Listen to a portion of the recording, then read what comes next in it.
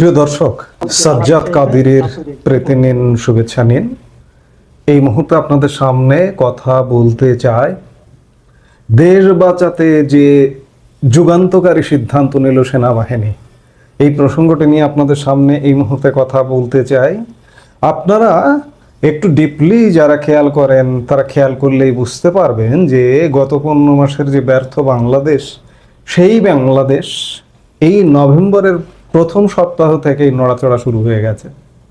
আপনারা খেয়াল করেছেন যে সেনাবাহিনী সিভিল দায়িত্ব পালন করছে গত প্রায় 14 মাস যাবৎ, কিন্তু এরই মধ্যে সিদ্ধান্ত হয়েছে যে সেনাবাহিনী 50% উঠে যাচ্ছে, অলরেডি উঠে গেছে, ব্যারাকে ফিরে গেছে, 50%-এর বেশি গেছে। এটি কি নিশ্চয়ই আপনাদের কাছে একটু পরিবর্তনের আলামত মনে হয়? এবং কোন সময়, যে সময় আওয়ামী লীগ আরও কর্মসূচিতে মাঠে নামছে, ঠিক সেই সময় সেনাবাহিনী উঠে গেছে। আবার এরই মধ্যে গতকাল সেনাবাহিনী প্রধান জেনারেল ওয়াকারুজ্জামানের সাথে শীর্ষ জেনারেলদের একটি বৈঠক অনুষ্ঠিত হয়েছে এবং এই বৈঠকে খুব গুরুত্বপূর্ণ দুটি সিদ্ধান্ত হয়েছে যে আসন্ন জাতীয় সংসদ নির্বাচন বা যে নির্বাচনটি আসতে যাচ্ছে, সেই নির্বাচনে শীর্ষ জেনারেলদের মতামত যে সব দলের অংশগ্রহণে যদি একটি অবাধ, নিরপেক্ষ এবং সুষ্ঠু নির্বাচন না হয় তাহলে সেনাবাহিনী সেই নির্বাচনে সহযোগিতা করবে না। এখানে সব দলের অংশগ্রহণ বলতে সবচেয়ে বড় ফ্যাক্টর হয়ে দাঁড়িয়েছে আওয়ামী লীগ এবং জাতীয় পার্টি। নির্বাচন কমিশনে 52টি রাজনৈতিক দল নিবন্ধিত। এই সবাই যাতে অবাধ, নিরপেক্ষ এবং সুষ্ঠু নির্বাচন অংশগ্রহণ করতে পারে, সাধারণ মানুষ যাতে ভোট দিতে পারে, এই লক্ষ্যে শীর্ষ জেনারেলরা সিদ্ধান্ত নিয়েছেন যে সব দলের অংশগ্রহণে নির্বাচন হতে হবে।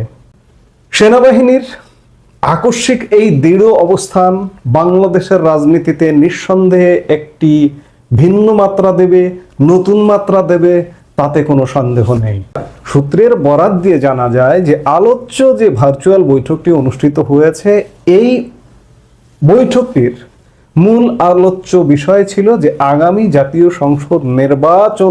বৈঠক সূত্রে জানা যায় যে quarter master general QMG lieutenant general Faizur Rahman বলেন, একটা পর্যায়ে বৈঠকের একটি অগ্রহণযোগ্য নির্বাচনের অংশ হয়ে সশস্ত্র বাহিনী তার ভাবমূর্তি ক্ষুণ্ণ করতে পারে না। তিনি আরও উল্লেখ করেন, একটি অন্তর্ভুক্তিমূলক নির্বাচন ছাড়া আন্তর্জাতিক চাপ বাড়তে পারে এবং দেশের সংকট আরও ঘনীভূত হতে পারে। অর্থাৎ লেফটেন্যান্ট জেনারেল ফয়জুর রহমানের এই বক্তব্যের সূত্র ধরেই বুঝতেই পারছেন যে সেনাবাহিনীর উপরে ইতিমধ্যেই আন্তর্জাতিক চাপ আছে, আন্তর্জাতিক চাপ আসা শুরু হয়ে গেছে, যার দরুন সেনাবাহিনী চিন্তা করছে যে দেশে একটি অবাধ, নিরপেক্ষ, সুষ্ঠু এবং অন্তর্ভুক্তিমূলক নির্বাচন হতে হবে। এই বৈঠকে সেটি প্রকাশিত হয়েছে এবং বৈঠকে আরেকটি গুরুত্বপূর্ণ সিদ্ধান্ত হয় যে operation clean heart 2, operation clean heart এর আগে হয়েছিল, সেই স্টাইলেরই অপারেশন ক্লিন হার্ট বৈঠকে দেশের সার্বিক আইন শৃঙ্খলা পরিস্থিতির অবনতিতে গভীর উদ্বেগ প্রকাশ করা হয় এবং একই সাথে এটিও অনুভব করেন জেনারেলরা যে এর দায় সেনাবাহিনী এড়াতে পারে না, কারণ সেনাবাহিনী ম্যাজিস্ট্রেসি পাওয়ার নিয়ে গত 14 মাস যাবৎ মাঠে আছে। কিন্তু কাজের কাজ কি হয়েছে? এই যে আত্ম উপলব্ধি, এটি কিন্তু চমৎকার। আজকে যদি সেনাবাহিনী সত্যিই আত্ম উপলব্ধি করে এবং আমাদের সূত্রের খবর যদি সঠিক হয়, বাংলাদেশের জন্য খুব শীঘ্রই ইতিবাচক পরিস্থিতি আসছে।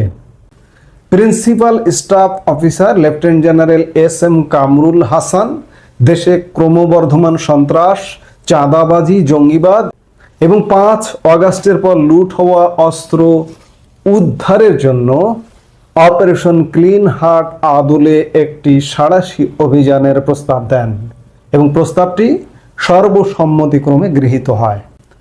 অভিযানের বিষয়ে বৈঠকে একটি সুনির্দিষ্ট নির্দেশনা দেওয়া হয়েছে। এতে বলা হয় যে নির্দিষ্ট অভিযোগ বা ওয়ারেন্ট ছাড়া কোনো রাজনৈতিক দলের নেতাকর্মীকে আটক করা হবে না।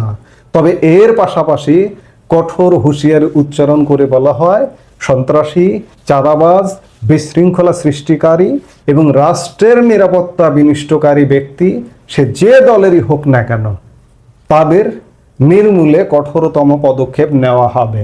অর্থাৎ এই মুহূর্তে যে জামাত তাণ্ডব চালাচ্ছে, বিএনপি তাণ্ডব চালাচ্ছে, এনসিপির পরিচয়ে তাণ্ডব চালাচ্ছে, এগুলো মনে হয় খুব শীঘ্রই অবসান হতে যাচ্ছে। যে সেনাবাহিনী যদি অপারেশন ক্লিন হার্ট 2টাতে নামে, তাহলে কেউ হয়তো রক্ষা পাবে না।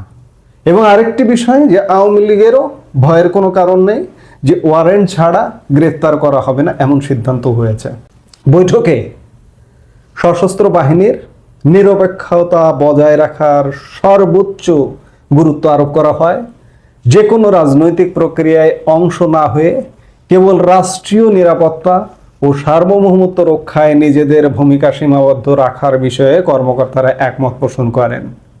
এই সিদ্ধান্তগুলো চূড়ান্ত অনুমোদনের জন্য শিগগিরই প্রধান উপদেষ্টার কাছে উপস্থাপন করা হবে বলে জানা গেছে। সশস্ত্র বাহিনীর এই নতুন অবস্থান বাংলাদেশের রাজনীতিতে আমরা গত 15 মাসে যে একটা ম্যাসাকার অবস্থা দেখছি, সেখান থেকে উদ্ধার করবে বলে মনে হয়। এবং একই সাথে আওয়ামী লীগকে যে বঞ্চিত করে রাখা হয়েছে, রাজনীতি করতে দেওয়া হচ্ছে না, আওয়ামী লীগ রাজনীতিতে ফিরবে এবং অত্যন্ত দাপটের সাথে ফিরবে। গত 15 মাস আওয়ামী লীগ বাইরে থেকে আওয়ামী লীগের অবস্থান তৈরি হয়ে গেছে। এখন দেখার বিষয়, এটি যদি সত্যি হয়, তাহলে বাংলাদেশের রাজনীতিতে খুব শীঘ্রই ইতিবাচক পরিবর্তন আসবে এবং বাংলাদেশ, এই যে ডুবন্ত বাংলাদেশ, উঠে দাঁড়ানোর একটা চেষ্টা করবে। নির্বাচন হবে, নির্বাচন অবাধ হবে, সুষ্ঠু হবে, নিরপেক্ষ হবে। তবে এখনো বলে রাখি যে আগামী ফেব্রুয়ারিতে নির্বাচন হবে না এবং ইউনূসের অধীনে নির্বাচন হবে কিনা সে ব্যাপারে এখন পর্যন্ত আমার $1 বিলিয়ন কোশ্চিন আছে। এমন আভাসও আছে যে ইউনূসের অধীনে নির্বাচন হবে না। এখন আমাদের এই সব কিছু দেখতে হলে অপেক্ষা করতে হবে। আমরা নিশ্চয়ই অপেক্ষা করব।